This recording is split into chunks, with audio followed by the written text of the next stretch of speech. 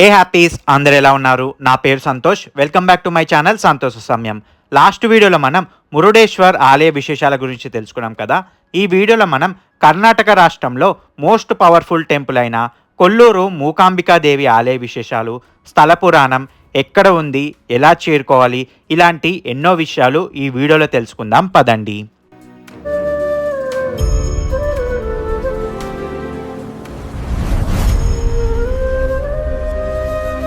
మేము మురుడేశ్వర ఆలయం దర్శనం చేసుకొని ఉదయం 10:30కి మురుడేశ్వర్ నుండి కొల్లూరు మూకాంబిక ఆలయానికి స్టార్ట్ అయ్యాము.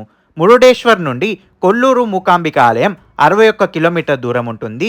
జర్నీ సమయం వచ్చి గంటన్నర సమయం పడుతుంది. ఇప్పుడు మన తెలుగు రాష్ట్రాల నుండి కొల్లూరు మూకాంబిక ఆలయం ఎలా చేరుకోవాలో తెలుసుకుందాం. మూకాంబిక ఆలయం కర్ణాటక రాష్ట్రం తుళ్ళునాడు ప్రాంతం ఉడిపి జిల్లా బైందూరు తాలూకాలోని కొల్లూరు అనే గ్రామంలో వెలిసిన దేవాలయం. ఈ కొల్లూరుకి 30 కిలోమీటర్ దూరంలో బైందూర్ మూకాంబిక రోడ్ అనే రైల్వే స్టేషన్ ఉంది. ఆ బైందూర్ మూకాంబిక రోడ్డుకి మన హైదరాబాద్లోని కాచిగూడ నుండి డైరెక్ట్ ట్రైన్ అందుబాటులో ఉంది. అదే Kacheguda Murudeshwar super fast express. ఇది వారంలో ప్రతి మంగళవారం అలాగే శుక్రవారం అందుబాటులో ఉంటుంది. ఆ ట్రైన్ డీటెయిల్స్ క్రింద డిస్క్రిప్షన్లో ఇస్తాను, చెక్ చేయండి. అదే ఈ ట్రైన్ అందుకోలేని వాళ్ళు ముందుగా బెంగళూరు చేరుకొని అక్కడి నుండి మరో ట్రైన్లో బైందూర్ మూకాంబిక రోడ్ స్టేషన్ వరకు చేరుకొని అక్కడి నుండి బస్ లేదా ఆటోలో ఆలయానికి చేరుకోవచ్చు. అదే ఎవరైనా ఓన్ వెహికల్లో వెళ్ళాలనుకుంటే మురుడేశ్వర్ నుండి ఉడిపికి వెళ్ళే దారిలో ఉంటుంది ఈ ఆలయం. అదే ఎవరైనా ఫ్లైట్లో చేరుకోవాలనుకునే వారికి నియరెస్ట్ ఎయిర్పోర్ట్ వచ్చేసి మంగళూరు ఇంటర్నేషనల్ ఎయిర్పోర్ట్. ఈ ఎయిర్పోర్ట్ నుండి ఆలయం 130 కిలోమీటర్ దూరంలో ఉంటుంది. ఈ ఆలయానికి ఉడిపి, మంగళూరు, మురుడేశ్వర్ నుండి డైరెక్ట్ బస్సెస్ అందుబాటులో ఉన్నాయి. ఈ ఆలయం బెంగళూరు నుండి 440 కిలోమీటర్లు, హైదరాబాద్ నుండి 725 కిలోమీటర్లు, ఉడిపి నుండి 71 కిలోమీటర్లు, మ్యాంగ్లూరు నుండి 126 కిలోమీటర్ దూరంలో ఉంటుంది. అలా గంటన్నర ప్రయాణం చేశాక మధ్యాహ్నం 12 గంటలకు మూకాంబిక ఆలయం ఎంట్రన్స్ దగ్గరికి చేరుకున్నాము. ఈ టెంపుల్ ఆర్చ్ నుండి ఆలయం 2 కిలోమీటర్ దూరంలో ఉంటుంది.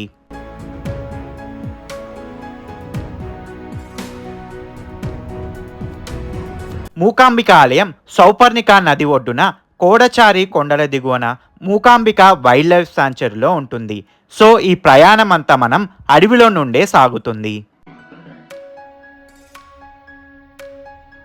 ఇదే టెంపుల్ పార్కింగ్ ఏరియా. ఇక్కడ పార్కింగ్కి 50 రూపాయలు ఛార్జ్ చేస్తున్నారు. ఈ పార్కింగ్ ఏరియా నుండి ఆలయానికి వెళ్లే దారిలో మనకి రూమ్ స్టే కోసం హోటల్స్ అందుబాటులో ఉన్నాయి. ఇదే సౌపర్ణిక నది. ఆలయం దగ్గర ఫ్రీ చెప్పుల్ స్టాండ్. ఇదే కొల్లూరు మూకాంబిక ఆలయం ప్రధాన ఎంట్రన్స్. పదండి లోపలికి వెళ్ళి అమ్మవారిని దర్శించుకుందాం. దర్శనానికి ముందు మనం ఆలయ స్థల పురాణం గురించి తెలుసుకుందాం. పురాణాల ప్రకారం ఈ ప్రాంతాన్ని పాలించిన కౌమాసురుడు అనే రాక్షసుడు తనకు మరణం లేకుండా వరం పొందడానికి శివుడి కోసం తపస్సు చేశాడట. తన మనోబలంతో ఆ రాక్షసుడి కోరికను పసిగట్టిన కోల మహర్షి సరస్వతికి తెలియజేయడంతో శివుడు ప్రత్యక్షమయ్యే సమయంలో అతన్ని అమ్మవారు మూగవాణ్ణి చేసిందట. అప్పటి నుండి అతన్ని మూసాసురుడిగా పిలిచేవారు. అయినప్పటికీ అతడు గర్వం వీడపోగా దేవతలను, యక్షులను హింసించేవాడట. తనన్నే పూజించాలని హుకుం జారీ చేసి యజ్ఞయాగాదులను కూడా అడ్డుకోవడంతో కోల మహర్షి ఆధ్వర్యంలో మునులు పార్వతీదేవి వద్దకు వెళ్ళి తమ కష్టాలను చెప్పుకున్నారు. దీంతో అమ్మవారు దైవగణాలతో వచ్చి ఆ మూసాసురుని సంహరించింది. ఇది జరిగిన కొన్నాళ్ల తర్వాత ఆదిశంకరాచార్యులు కూడజాద్రి కొండల్లో ధ్యానం చేస్తున్న సమయంలో అమ్మవారు ప్రత్యక్షమై వరం కోరుకోమని అడిగిందట. దీనికి శంకరాచార్యులు కేరళలోని తాను చెప్పిన చోట వెలిసి పూజలు అందుకోవాలని, తద్వారా ఆ ప్రాంతం సుభిక్షమవుతుందని, ఆలయాన్ని దర్శించుకునే వారికి ఎన్నుకున్న రంగంలో విజయం సిద్ధించేలా వరాలు ఇవ్వాలని కోరారట. ఇందుకు సరేనన్న అమ్మవారు ముందుగా శంకరాచార్యులు నడవమని, తరువాత వెనుకగా వస్తానని, గమ్యం చేరే వరకు తిరిగి చూడొద్దని చెప్పిందట. అలా మూకాసురుని వధించిన ప్రాంతానికి వచ్చేసరికి దేవి ఆగిపోయిందట. అమ్మవారి గజ్జల శబ్దం వినబడకపోవడంతో శంకరాచార్యులు వెనక్కి తిరిగి చూసేసరికి అక్కడే మూకాంబికగా వెలిసిందట. దీంతో నిరాశకు గురైన శంకరాచార్యులకు అమ్మవారు తన విగ్రహాన్ని ప్రతిష్ఠించమని చెప్పడంతో ఆయన అలాగే చేశారని అంటారు. అమ్మవారి మొట్టమొదటి స్థానం కోడాచాద్రి శిఖరంపై ఉండేదని, కానీ అక్కడకు వెళ్ళడం భక్తులకు కష్టంగా ఉండడంతో శంకరాచార్యులు ఆలయాన్ని కొల్లూరులో తిరిగి ప్రతిష్ఠించారని భావిస్తారు. కర్ణాటకలోని 7 ముక్తి క్షేత్రాల్లో మూకాంబిక ఆలయం ఒకటి. ఆదిశంకరాచార్యుల వారు ఆలయంలో శ్రీచక్రాన్ని ప్రతిష్ఠించడంతో మూకాంబికాదేవి ఆలయానికి విశేష ప్రాచుర్యం లభించింది. ఇక్కడ అమ్మవారు జ్యోతిర్లింగంగా శివుడితో కలిసి వెలిసి ఉండటం విశేషం.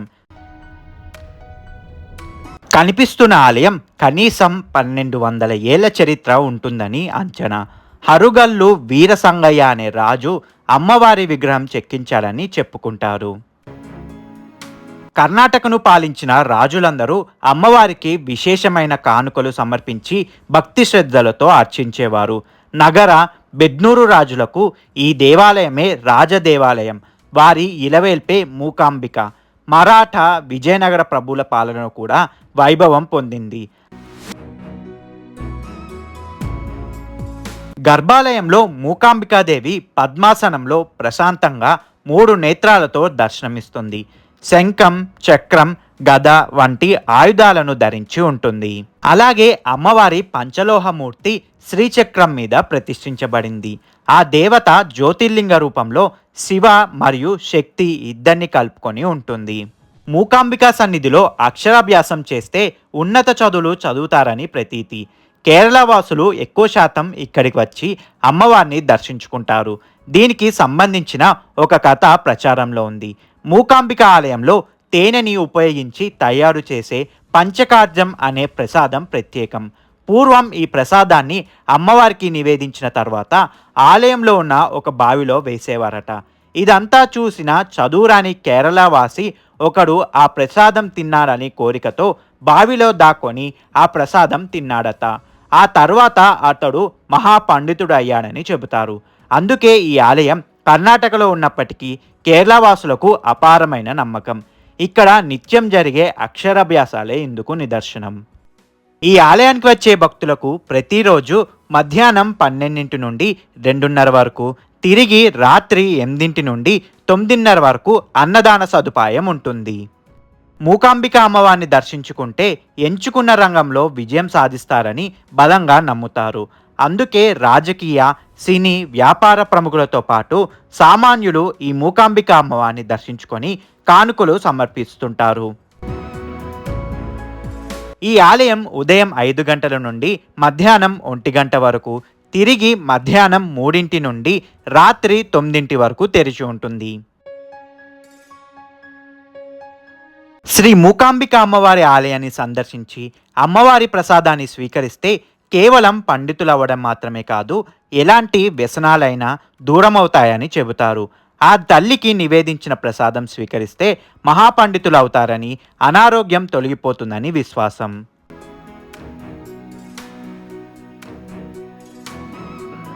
ఇదండి కొల్లూరు మూకాంబిక ఆలయ విశేషాలు. మీకు గనక ఈ వీడియో నచ్చినట్లయితే please like, share and comment చేయండి. మరిన్ని వీడియోస్ కోసం ఈ ఛానల్ని సబ్స్క్రైబ్ చేయండి. తిరిగి మరో వీడియోతో మీ ముందుకు వస్తాను. అంతవరకు మీ సంతోష సమయాన్ని గడపండి.